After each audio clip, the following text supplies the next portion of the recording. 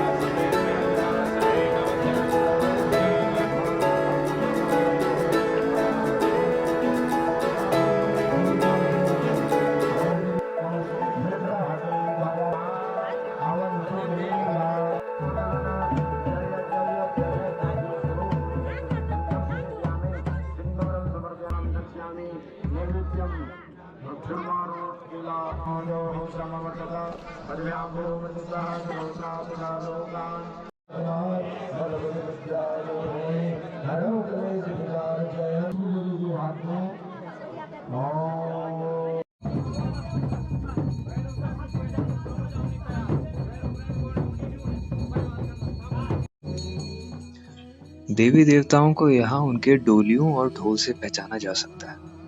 आदिकाल से पहाड़ों में देव शक्तियां जीवित और जागृत रूप में पाई जाती हैं।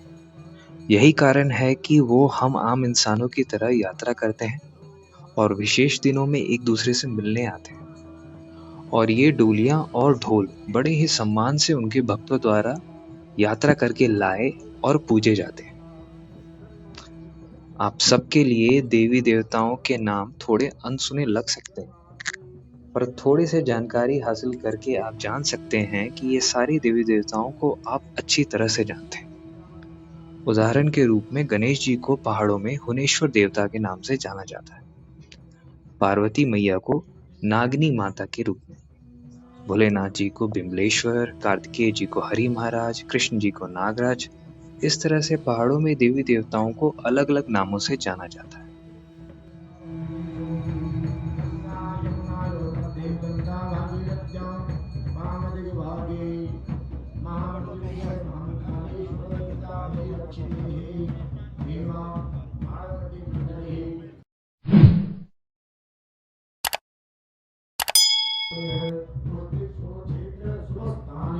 श्री हरि महाराज देवता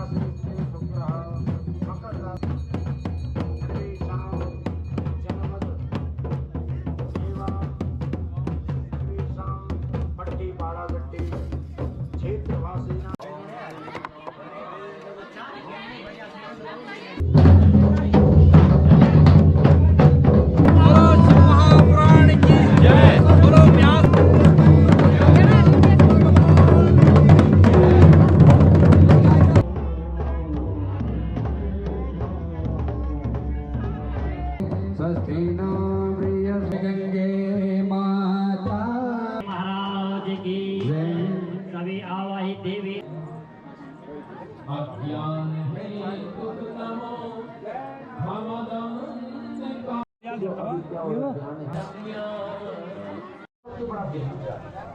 दुनिया का आपको वंचित रखती थी कि दुनिया को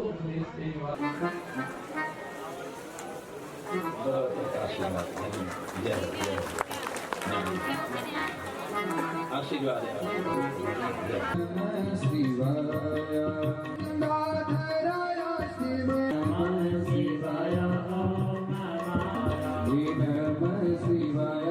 ध्यान दो। आज भगवान कार्तिक स्वामी का जन्म होगा और आज कार्तिक स्वामी के जन्मदिन मंगलवार के दिन जो कृतिका नक्षत्र भगवान शिव के हरिधाम में मरने से इस शिव पावन कथा में मरने से माताओं शिव का होने को पहले खबरदार इसको मत छेड़ना।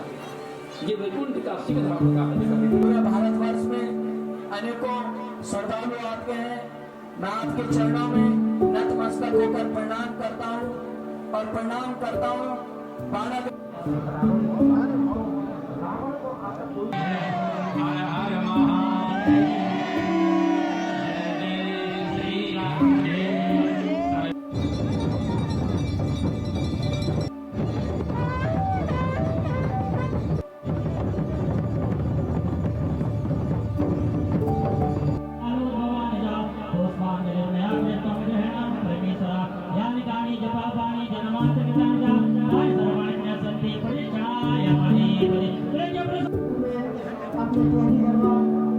जनपद के माननीय जिला पंचायत अध्यक्ष माननीय सोना शर्मा साहब और आपके देवता आवाहित देवी देवता पंचासीन युवक मंगल दल महिला मंगल दल इस मंच के माध्यम से जितने भी बाहर से अतिथिगण हैं आप सबका हार्दिक वंदन स्वागत और अभिनंदन करता हूँ। धन्यवाद।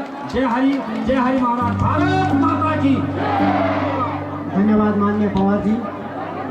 और अब मैं मंच के समक्ष बैठे हुए तमाम के विकास के लिए किसी प्रकार की कोई कमी भगवान की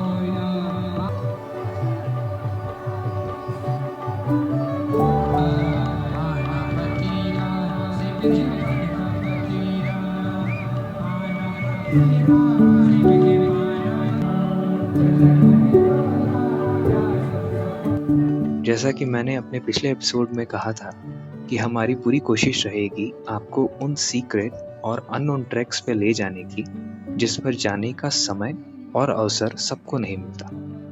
4 धाम यात्रा यानी बद्रीनाथ, केदारनाथ, गंगोत्री या यमुनोत्री की यात्रा करने का अवसर एक समय काफ़ी लोगों को हो जाता है, पर इन यात्राओं की जानकारी बहुत ही कम लोगों को हो पाती है। तो चलिए जल्दी मिलते हैं एक नए आध्यात्मिक एडवेंचर पे नेक्स्ट एपिसोड में। तब तक के लिए चैनल को सब्सक्राइब ज़रूर कर लें और इस वीडियो को अपनों के साथ शेयर करें। ओम नमः शिवाय।